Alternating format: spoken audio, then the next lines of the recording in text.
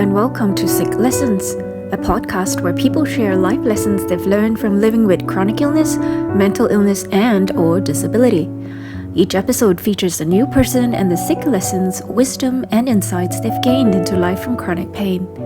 We may be chronically ill, but we do have some pretty wicked lessons to share with the world. So tune in and hear us out.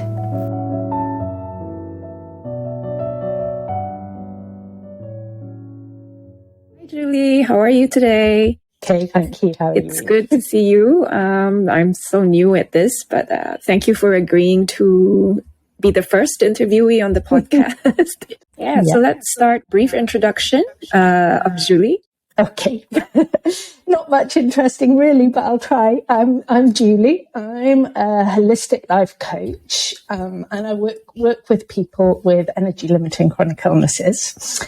I live in Shrewsbury in the UK, and I live with my elderly parents, and we're kind of mutual carers for each other in a way. They look after me in some ways because I can't do very much physical stuff, but I look after them in other ways because I'm a bit more tuned in and can do some of the more mental stuff around the house. So yeah, that's my living situation. I've been working as a life coach, self-employed for 7 years now. I'm also registered for limited capability benefits because I can only work a few hours a week because of the chronic illness. Yeah, what else would you like to know? Do you struggle with that? Or is it sustainable that way? Sustainable that way. And I've also found that before my latest setbacks, I was actually not on limited capability benefits. I was supporting myself part-time and living a very gentle, quiet life. But there was always that little bit of pressure, and that little bit of pressure to make enough money to be able to support myself. That actually meant that I would push a bit. And I'll talk about that later, but pushing is the absolute worst thing you can do with MECFS. Yeah, with many chronic illnesses. Yeah, I was in Spain then, and I came back to the UK to live with my parents. And in some ways that has taken the pressure off and has made it a lot easier for me to live in the way that's most beneficial for my well-being. So if I can ask, what did you use to work at? Yeah, sure. There's lots of different things in my career. Before the illness started the first time, I was a residential social worker, and I worked with kids with emotional and behavioural difficulties in children's homes, otherwise known in the US as group homes, I think. Yeah, it was a challenging but very rewarding job. I've had MECFS twice. I had a 7-year period in between where I was completely better. But as I was starting to get better the first time, I then worked in a women's refuge, people escaping domestic violence, and I was the children's worker. So my role was to make sure that the children's needs were put first. Sounds like a very heavy job for responsibility. But it for me, it's always been about caring and helping people be as happy and healthy as they can be, really. I also did some voluntary work in a prison as a counsellor. So that was quite interesting as well. It was a youth offenders institution, but I actually had quite diverse. Wandered around from children to people in prison. That's pretty diverse. So throughout all that, when did it all start for you in terms of your chronic illness, and how did the first major episode affect you? So the first time, I think I was 28, 29. I can't remember exactly when it was. It was when I was working in the children's home. The first time may have been the year before because I got a post-viral fatigue that lasted a month. I did get better from that after that. So I had a month where I was just so exhausted, and it didn't make any sense to what it was like before. And then a year later, I thought I was coming down with a virus. So I rested all weekend. I didn't do anything. I didn't really come down with anything. I just felt that it was there. Okay. And then I went back to work. So it didn't feel like a flu or something? It felt like it was coming on, but it never came out. It never turned into the flu. Okay. But when I went back to work, I was just like knocked for six. I couldn't cope. I didn't have the energy. I couldn't concentrate. I just couldn't deal with it. But I pushed on until I really couldn't deal with it. And then at that point, I was like more or less bedbound. Somebody took me to the doctors, and the doctor turned around and told me to go away and drink lots of water. That was my first experience. Okay. I couldn't do anything. My muscles were like rocks. They were completely overworked, even though I wasn't doing anything. Okay. I was completely exhausted. I was completely spaced out with brain fog. I'd had no experience of anything like that in my life before. So I didn't know what was going on. So it was a slow build-up for you? I think that all happened within a week, really. Oh, right. Okay. So that's pretty fast. It wasn't a slow build-up. I went from struggling through those first few days of work and really pushing to try and be there, because it was a demanding job, to just being completely wiped out and not being able to do anything. So no, it wasn't. Okay, it wasn't particularly slow. Compared to that, which was the worst episode of your entire life, and how does that contrast with your current everyday life? I think the beginning was the worst, because so the first was the worst. The first was the worst because I pushed, because I didn't know any better. And I kept pushing for about 3 months. I'd get a little bit better, and then I'd push and wipe out again. So the first was the worst. Although the second worst was very recently, after the coronavirus vaccines. The vaccines completely wiped me out. Fortunately, I've had lots of experience about how to deal with it, so I knew what to do. That was the second. Even with all your experience, it didn't help to make things better, or it was still terrible if you know what to do? I knew what to do. So emotionally, it wasn't... Well, no, it still was bad emotionally, but my level of functionality went down so far. So even though I could respond well and be as relaxed as possible and be trusting and all of those sort of things, maybe talk a bit more of those in a minute. The lessons, even though I was able to do all that, I still had to face the fact that all of a sudden I had practically no functionality. The only things that I was doing at that time was preparing meals and doing the online grocery shopping, and I couldn't do anything else. But I'd gone from being able to have some very carefully managed functionality to very little, and there was loss again. Every time your functionality takes a hit, you have to deal with that loss again. It wasn't so it's a constant grieving process. I would say that meal prepping is great if that's all you can do, because you're nourishing your body still. If that's all you can do, it's a good thing. And so what are some of the biggest life lessons you've learned from being chronically ill? And how did you come to these realizations? I think the biggest lessons I've touched on are around surrender. And just being completely accepting of what is in the moment, being able to appreciate the little things and being grateful for all that you can be grateful for, and trusting. Surrender and acceptance aren't very easy if you can't trust or have faith that things will work out okay. And it doesn't really matter whether they work out okay or not. The faith and the trust makes it better in the now. And so that's what keeps you going in the now. That's what makes it all right.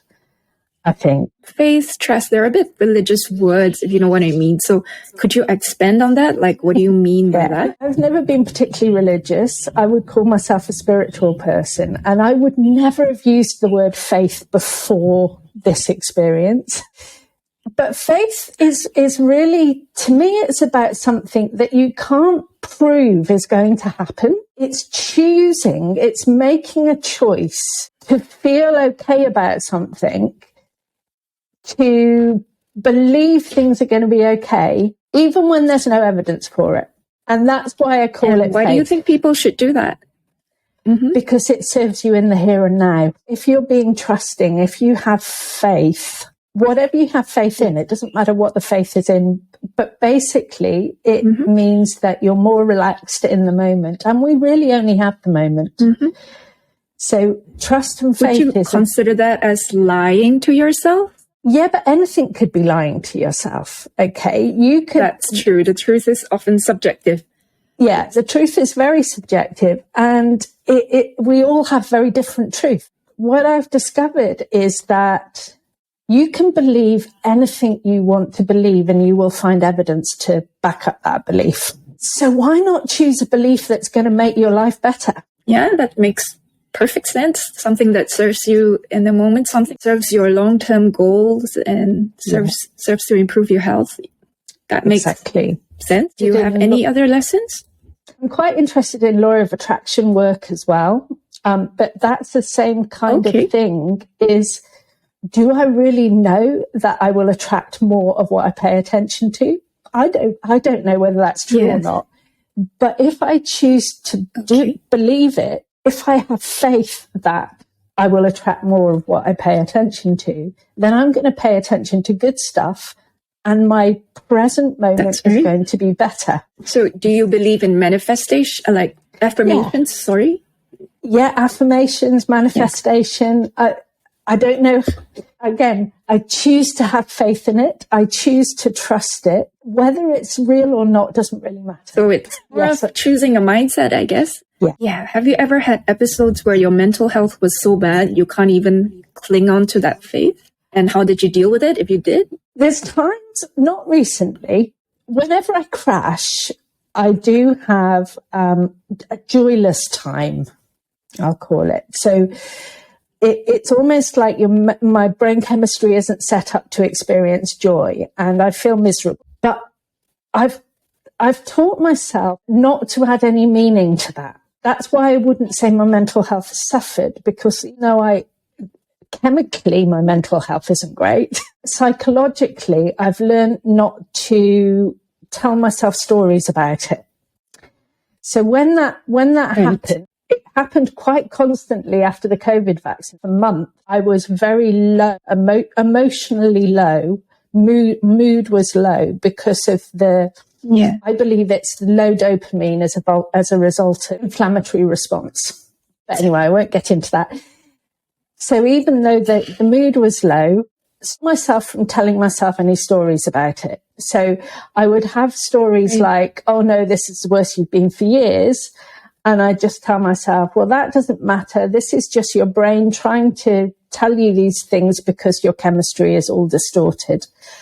And when I'm in that space, I just tell myself, all you've got to do right now is surrender and wait for the worst to pass. So during that time, I don't push myself to be joyful. I don't push myself to be grateful. I don't push myself to make life better. I just allow it to be as it is, and without the resistance and without the meaning that you can psychologically put on it. It's not that bad. And what if it goes on for a very long time? Does it change things?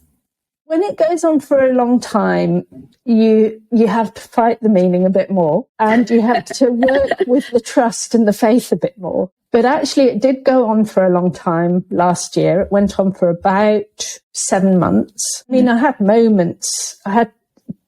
brief moments of feeling a bit better. It goes up and down, but it was 7 months of difficult brain chemistry. But actually, because physically I was so bad as well, there wasn't anything else I could do about it. And in some way, it re-taught me how important the lesson of surrender was. Because every time I surrendered, expand a little bit on your process? Okay, so surrendering is, for me, it's about letting go of feeling that I've got to make the moment different. Okay. So when you're suffering, you want things to be different because you don't want to be suffering. So you're immediately... I guess even when we're not suffering, we do. Yes, absolutely. But when we're suffering, it's kind of the natural response, isn't it? The first thing you want to do when you're suffering is do something to take away the suffering. But that automatically brings resistance into your body and tension into your body. And when your physical resources are limited, that's just going to make you worse. So any tension and resistance that you're experiencing is going to be draining your energy. And at the time, it was so obvious because I had so little energy that if I was resisting, I felt worse. If I was letting go, I didn't feel as bad. I can't say I'd feel much better, but I didn't feel bad. It was a really good reinforcement to keep letting go. Being very present to the moment as well. One of the things that makes surrender difficult is if you think this is how it's going to be for a long time. Okay. So if you tell yourself the story, and it might be true, I'm this bad, it's going to take me months to get over this. You're in the future and then you're going to feel terrible. However, if you just let go and be in the moment, then it might not feel very pleasant. It might be a bit uncomfortable. It might be a bit miserable, but the world isn't going to end. Maybe we can use that for a practical situation so that people can understand more what you mean. So, for example, for those of you who don't know, I recently had a spontaneous bilateral patellar tendon rupture. So both my knees are broken and I'm disabled. And the doctor says it can take up to a year to recover. So that's why I'm in bed right now. I thought I should start the podcast anyway. And it gets frustrating, especially in the beginning. You know, I can't walk. I went from running to not walking in a few seconds, right? So that's really hard to accept. But I think I'm doing a bit better mentally, but I still can't walk. How would you apply your concept to such a situation, for example?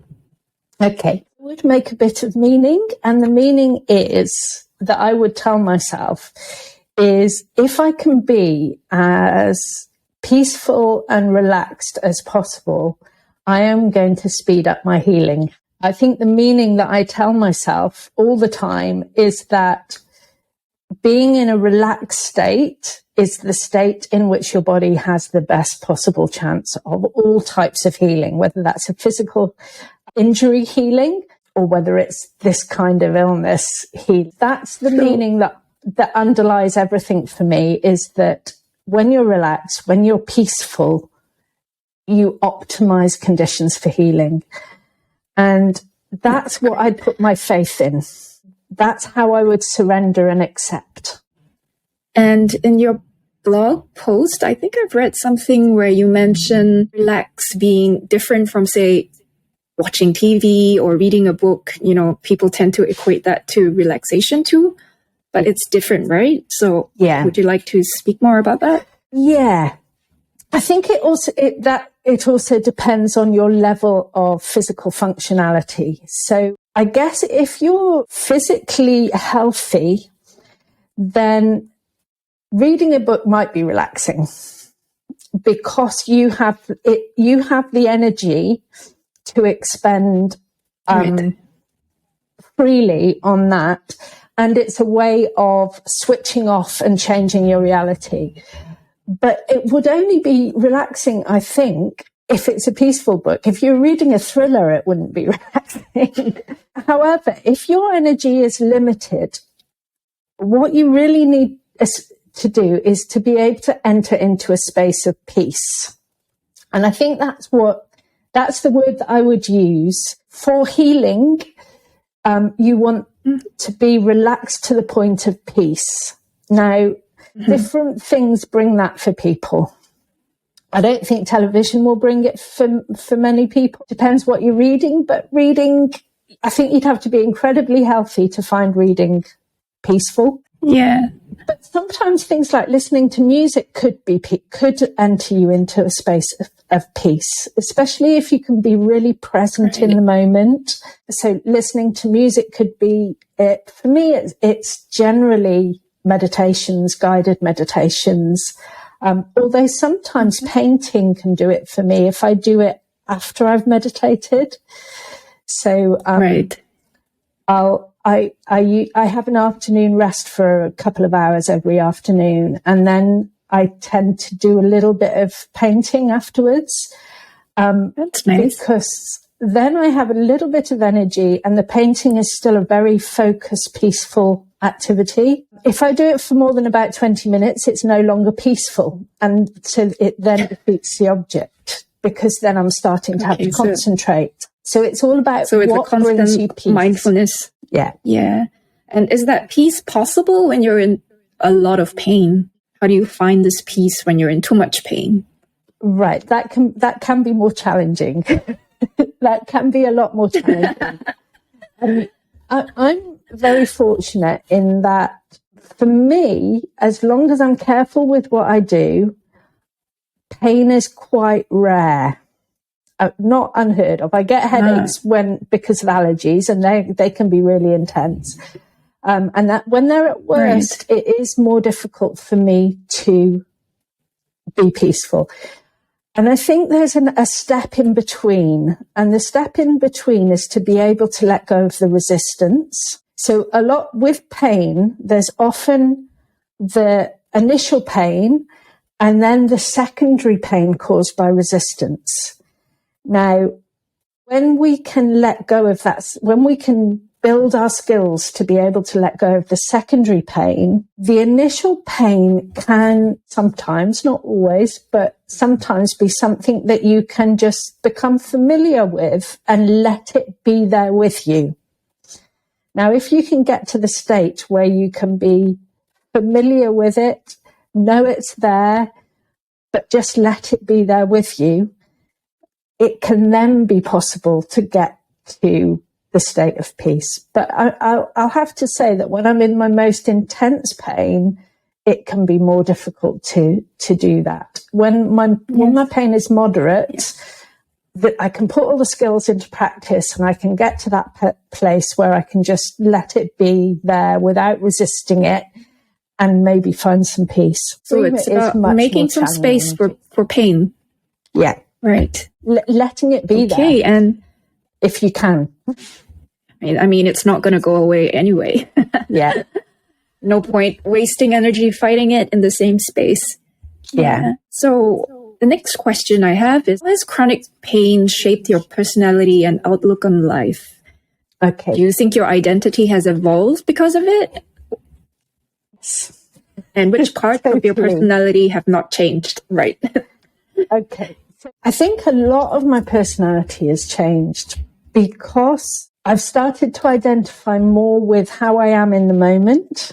For me, because my energy is very limited, I have found purpose in trying to be the most loving person that I can be. And I think personality is very much tied in with ego, with your identity, your self-identity. And I kind of left a lot of my self-identity behind because I simply can't be the person that I used to be. It's just impossible. So to be happy as I am, to let go of it all, really.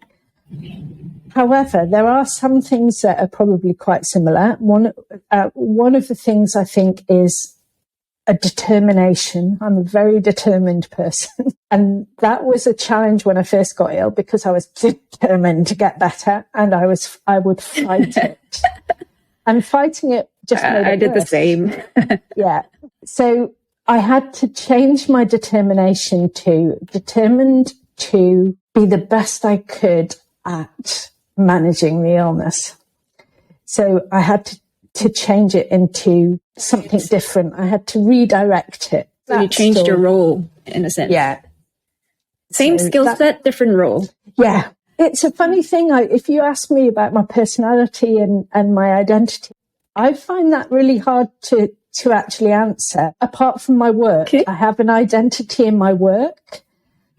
I guess my identity elsewhere is maybe just about my values, about wanting to put more love in the world, I love organic gardening.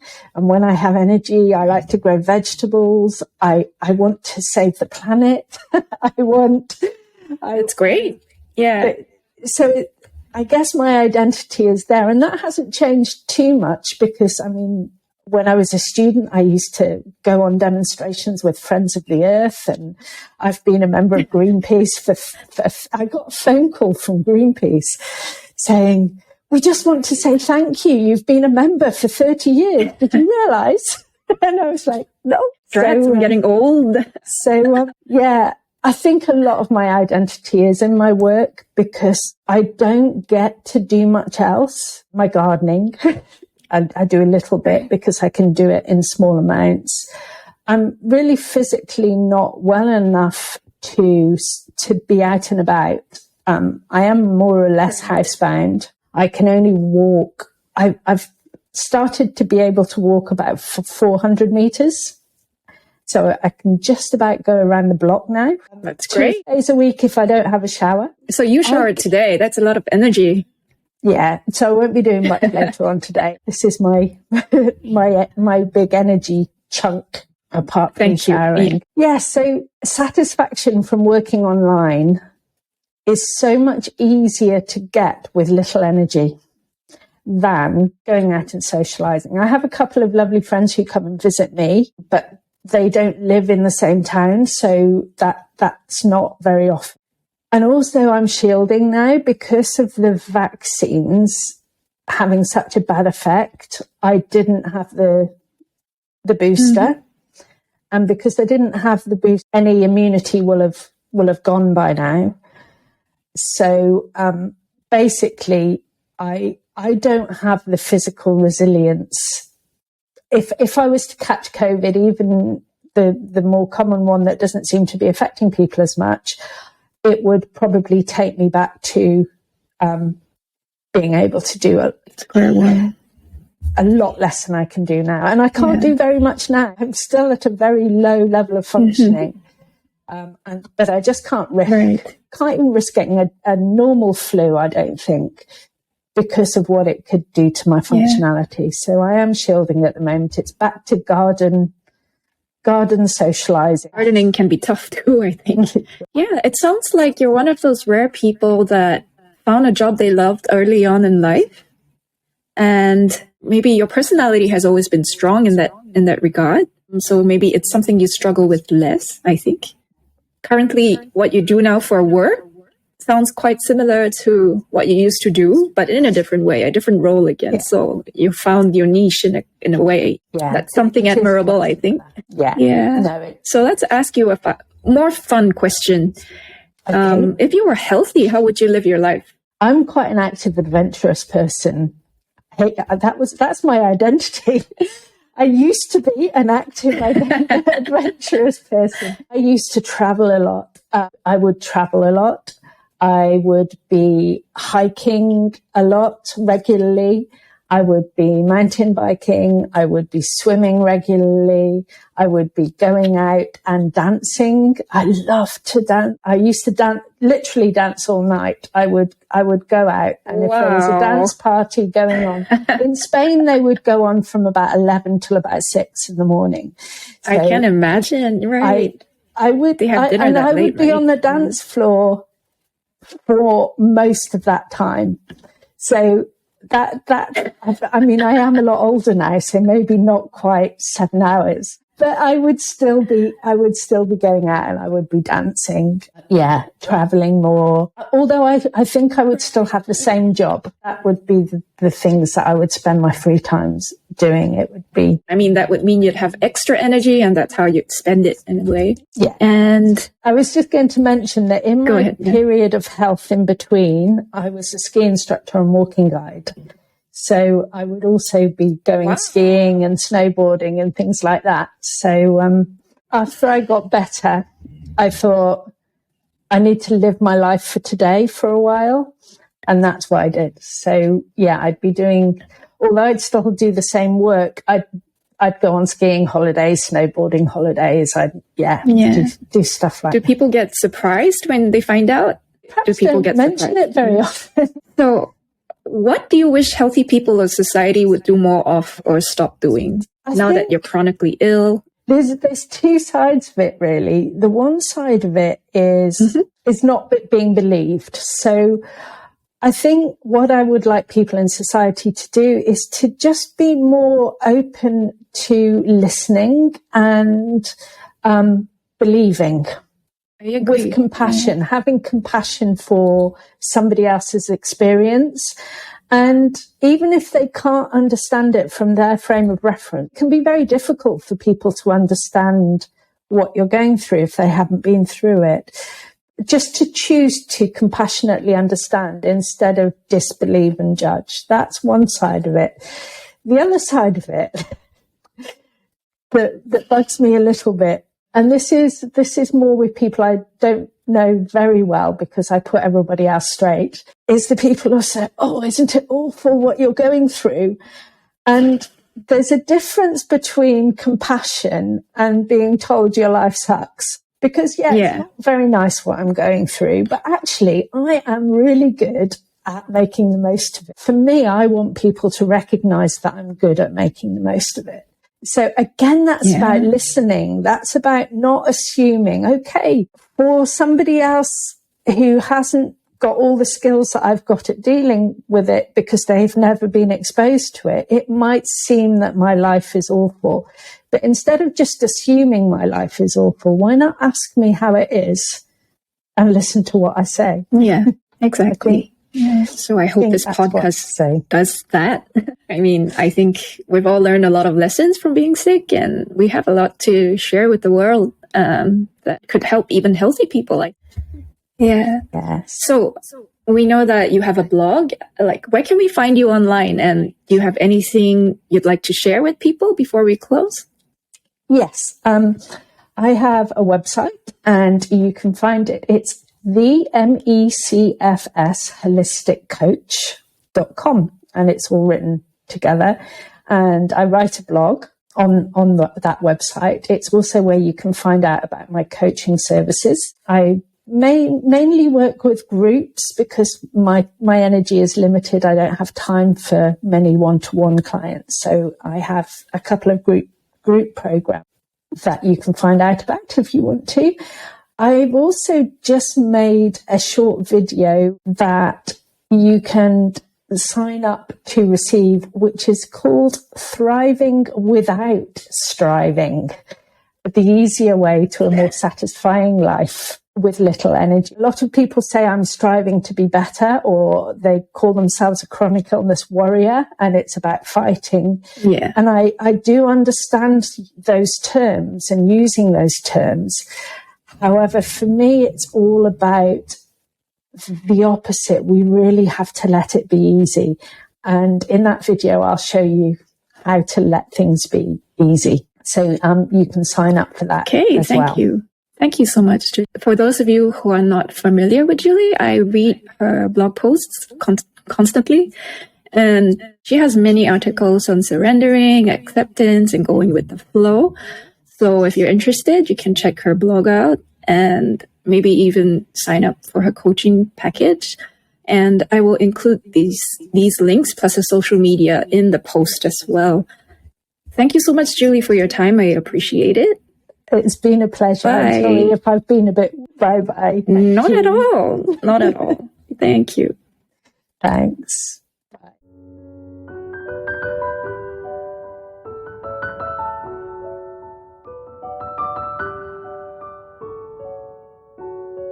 Thank you for being here with us today on the Sick Lessons podcast.